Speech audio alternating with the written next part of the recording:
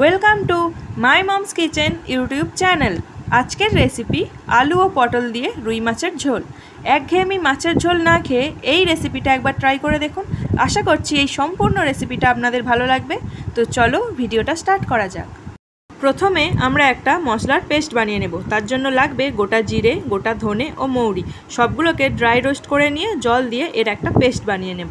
এখানে মাছগুলোকে নুন ও হলুদ দিয়ে ম্যারিনেট করে নিয়েছি। এবার কড়াইতে তেল গরম করে নিয়ে মাছগুলো দিয়ে উল্টে পাল্টে ভেজে তুলে নেব।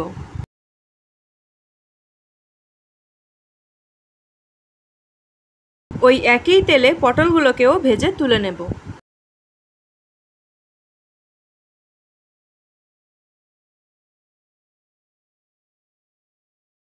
এবার আলুগুলোকেও নুন ও হলুদ দিয়ে ভেজে নেব প্রায় 80%-এর মতো।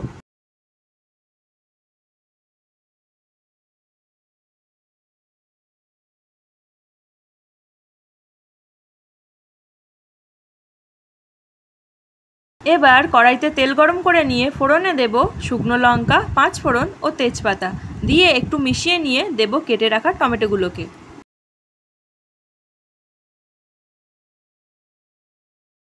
এবার দেব একটু নুন যাতে টমেটোগুলো তাড়াতাড়ি গলে যায়। এই স্টেজে দিয়ে দেব আদা বাটা দিয়ে মিশিয়ে নেব। এবার হলুদ গুঁড়ো ও লঙ্কা গুঁড়ো দিয়ে মিশিয়ে নিয়ে ভেজে রাখা আলু ও পটলগুলোকে দিয়ে মিশিয়ে নেব।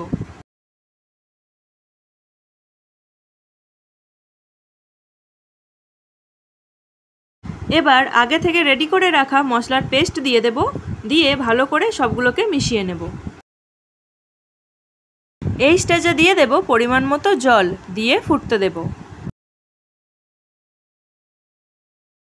তরকারি ফুটতে শুরু করলে দিয়ে দেব ভেজে রাখা মাছগুলোকে, দিয়ে 5 থেকে 6 মিনিটের মতো ফুটিয়ে নেব। এখানে কিন্তু আলুগুলো খুব ভালোভাবে সিদ্ধ হয়ে গেছে। এবার নামিয়ে নেব। আমাদের আজকের রেসিপি আলু ও পটল দিয়ে রুই মাছের ঝোল পারফেক্টলি রেডি হয়ে গেছে। রেসিপিটা আপনাদের ভালো লেগে থাকলে অবশ্যই একটা লাইক, কমেন্ট অ্যান্ড সাবস্ক্রাইব করে দেবেন।